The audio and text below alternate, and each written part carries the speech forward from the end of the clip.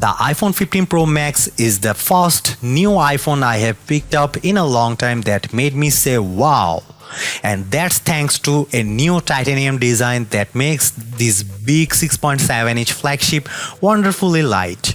Apple also managed to trim the bezels while making the phone shorter and narrower, resulting in a big screen beast that doesn't feel that big. There's a lot of other welcome upgrades to the iPhone 15 Pro Max, including a handy action button that lets you perform all sorts of shortcuts. You also get the world's first 3nm processor in the A17 Pro, which delivers console-like graphics, and there's finally a bigger 5x telephoto zoom to get closer to your subjects and close the gap with Samsung's Galaxy S23 Ultra. Not everything about the iPhone 15 Pro Max is a wow-inducing. At $1,199, the device has a $100 higher starting price than the last model. And while it's nice to see a USB-C port and an end of Lightning, the charging is still relatively slow. So is the iPhone 15 Pro Max the best phone yet? I'll go over all the pros and cons in this in-depth iPhone 15 Pro Max review. The iPhone 15 Pro Max is available for pre-orders and has a release date of September 22. The starting price for the iPhone 15 Pro Max is $1,199, which is $100 more than the iPhone 14 Pro Max, making it the most expensive iPhone ever. Fortunately, that price includes 256GB of storage, which is double the standard amount in last year's flagship.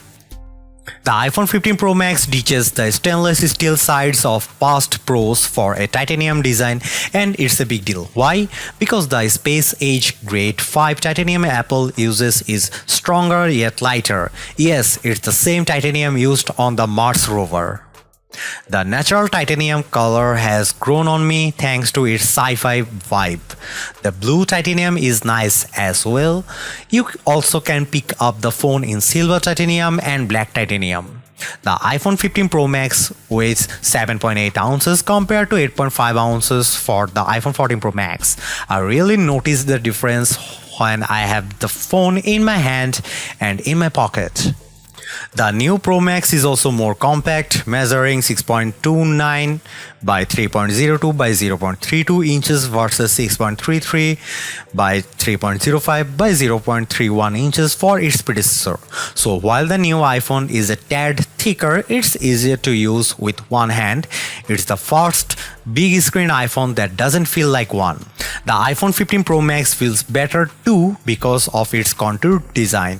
The edges are rounded and less sharp than the last 14 Pro Max, so they dig into your hands less. The bottom edges houses the new USB-C port, which is way overdue, but it's still welcome because you can charge your iPhone, iPad and MacBook with the same cable. The action button, which replaces the ringer switch, is one of the best and also most frustrating things about the iPhone 15 Pro Max. But let me start with the good news. The button still silences calls with a long press if you have the silent mode setting assigned. But in the setting app, you can configure the action button to launch all sorts of things, including the camera, voice recorder, flashlight, translate and more. You can even pick specific actions from within an app, like launching right into a selfie with the camera app. If you want even more options, the action button works in sync with the shortcut app. So you can assign it launch any app you want with a long press or create shortcuts to do things like messages, a specific contact, which is nice to have when I want to let the family know I'm on my way home or running late. My problem with the action button is that it supports only one function at a time. So if you want it to launch the camera, you can't use it also mute calls. My advice to Apple would be to let people perform app shortcuts with a double press and keep the long press for silent mode. The iPhone 15 Pro Max biggest camera upgrade has it playing zoom catch up with the competitions, but it arguably surpasses all the best camera phones in over quality. There's a larger main sensor for the 48 megapixel camera, which now shoots 24 megapixel photos by default, but the Pro Max also lets you choose from 48 megapixel HEIF to save space or Pro RAW for more creative control. The main camera also gives you 3 shooting options: 24mm, 28mm and 25mm, and you can pick which one by tapping the 1x button to toggle between them. In addition, the iPhone 15 Pro Max's camera is smart enough to sense depth info, so you don't have to engage portrait mode to take a portrait of a person or pet. You can also change the focus point of your shot after the fact. Let's start with the zoom. A new tetraprism lens on the iPhone 15 Pro Max achieves a 5x optical zoom, which is big jump up from the 3x on the previous model and the regular iPhone 15 Pro. You also get a max of 25x digital zoom, up from 15x on the iPhone 14 Pro Max. In our side-by-side testing the Galaxy S23 Ultra, the iPhone 15 Pro Max delivered a sharper and warmer picture at 5x, but at 25x digital zoom, the iPhone's shot has more noise and less definition than Samsung's. What impresses me the most is the iPhone 15 Pro Max night mode performance, as you'll see in these comparison shots.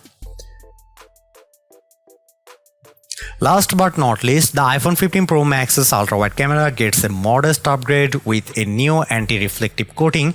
It does a great job handling the sun coming in from the left side of the frame with a nice gradation of colors in the blue sky, and both the wooden posts in the foreground and the building on the right look sharper. The warmer color profile might not be for everyone though. The iPhone 15 Pro Max packs a number of video upgrades. Cinematic mode now supports digital zoom up to 3x, and pros will appreciate the ability to export ProRes footage via USB-C at up to 4K and 60 frames per second. Based on my testing, the iPhone 15 Pro Max offers breathtaking video quality, and the 5x zoom lets you get closer to the action than ever before. Check out this 4K clip.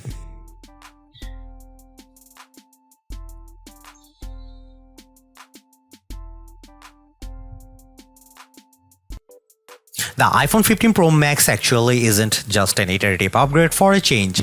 You get a stronger and lighter design from titanium that makes a big differences in everyday use, as well as a smart replacement for the ringer switch in the action button.